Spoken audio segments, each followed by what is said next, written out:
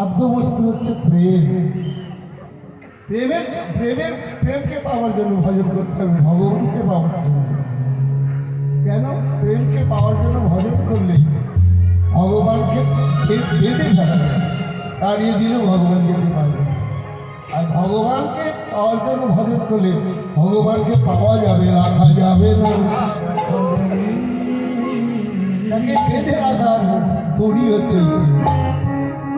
তাই ভাগবত বলছে যে যত প্রেম ভক্তের, এটাই লক্ষণ, সে আসবি।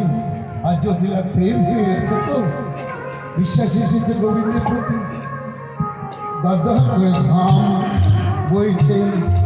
ঘর ভক্ত কালে বলে